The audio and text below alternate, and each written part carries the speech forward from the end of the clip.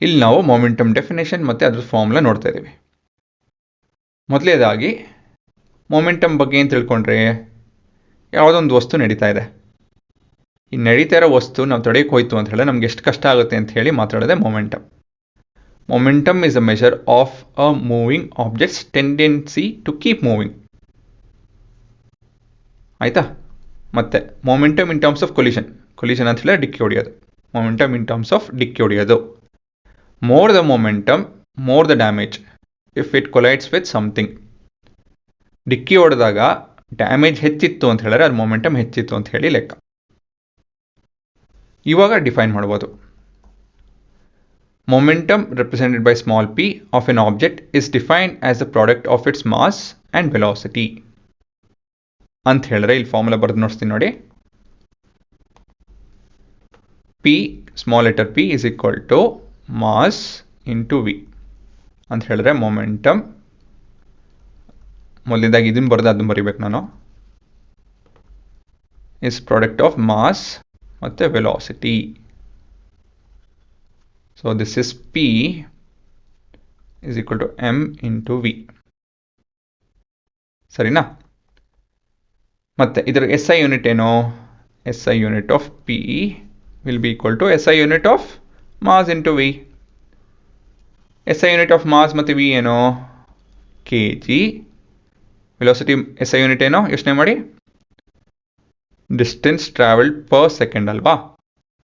So m/s. So ಈ ರೀತಿಯಲ್ಲಿ ನೀವು ಯೂನಿಟ್ ಜ್ಞಾಪಕ ಮಾಡ್ಕೊಬೇಕು, ಡಿರೈವ್ ಮಾಡ್ಕೊಬೇಕು.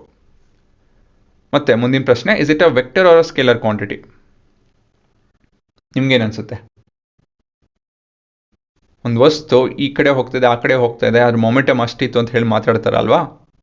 ಅಂತ ಹೇಳಿದ್ರೆ this is a vector quantity. It has both direction and magnitude ಅಲ್ವಾ? ಡೈರೆಕ್ಷನ್ ಮತ್ತು ಮ್ಯಾಗ್ನಿಟ್ಯೂಡ್ ಎರಡೂ ಇದೆ ಇದರಲ್ಲಿ.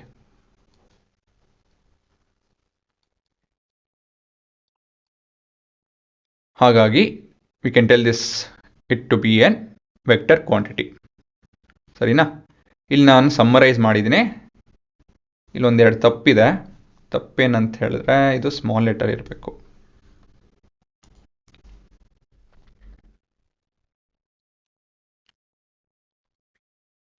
Small letter p is equal to ಮತ್ತೊಂದು, ಇದೊಂದು ಚೇಂಜ್ ಆಗಬೇಕು, ಚೇಂಜ್ ಮಾಡಿಬಿಡೋಣ. Small letter p is equal to, ಇವಾಗ ಸರಿ ಹೋಯ್ತು. ಈ ಭಾಗ ಮಾಡಿಲ್ಲ ಹುಡುಗರ ನಾವು ಇನ್ನು, ಇದನ್ನು ಆಮೇಲೆ ನೋಡೋಣ.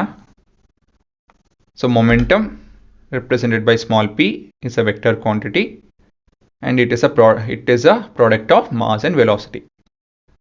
ಅದರ SI ಯೂನಿಟ್ ಬಂದು,